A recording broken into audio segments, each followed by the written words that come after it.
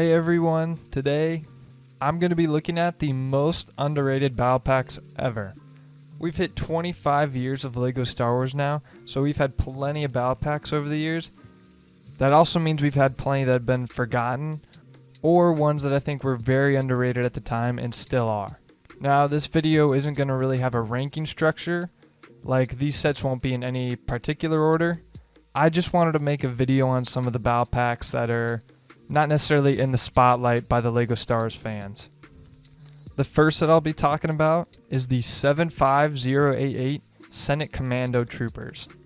This set had 3 Senate Commandos and 1 Senate Commando Captain. When this set came out, I remember a lot of people weren't too fond of it, and I'm really not sure why, because while the build isn't anything too special, the minifigs are really cool. Now I know some people say they don't really care to army build these, and I can see that. Maybe it's just not your thing, whatever. But I think it's such a great opportunity to get these neat troopers very cheap, in a large quantity too.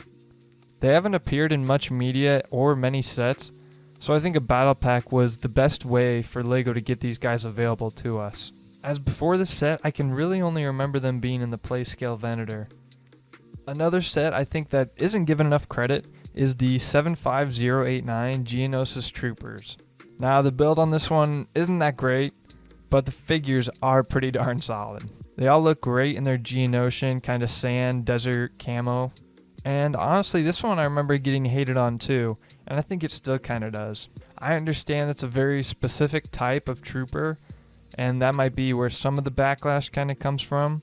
I believe if LEGO would have included the ARF troopers instead of the Airborns, this set would have been regarded so much higher. If you don't remember, the Geonosian ARF troopers were seen in the Landing at Point Rain mock a lot, and I think if they would have included those, this set would have been looked back on a lot more fondly. Now don't get me wrong, that's not saying the Airborne troopers are bad, but I just wanted to point out how I think a small change like that would have made the set from what a lot of people see as a 0 to a 10. My next battle pack is the 75133 Rebel Alliance Battle Pack. This was based off the 2015 Star Wars Battlefront game, which I played a ton, so that might be where part of my love comes for the set, so I don't really get why this one's been forgotten about either. The figures you get are excellent, and they represent the game perfectly, while at the same time being a good army builder. All the details you could want are there, including the jump packs on the troops, and even some of the alien species that you could play as in the game. The build that accompanies them too is pretty fun. It is just your average speeder, but it gets the job done, and I love the little back turret on it. I feel like this set has always kind of been forgotten about, as with a lot of the sets based off the Battlefront games. Staying on that theme though, we're going to be looking at the 75226 Inferno Squad Battle Pack, which is also based off the Battlefront game series. This set is honestly so cool, and I'm just in shock of how it's been forgotten. I will say though, I wish I could forget the build in this set, because it is pretty gross. But again, that's not why we care about battle packs, so I'm willing to overlook it. Here you get 3 Inferno Squad troops, and they all look pretty mean in my opinion. And then the final figure you get is Iden Versio. I just honestly love the idea of having a battle pack of elite Imperial troopers, and I really hope we get something similar soon. But unfortunately, these figures are probably never going to be seen again, and it's real unfortunate that almost no one remembers it. My final battle pack I want to talk about in this video is the 75167 Bounty Hunter Battle Pack. Now there was a lot of hate for this battle pack, but again I think that was more because it didn't fit into your traditional battle pack. Normally people always think of them as army builders, but they don't necessarily have to be. Sometimes it's just a good way to get some cool figures for cheap.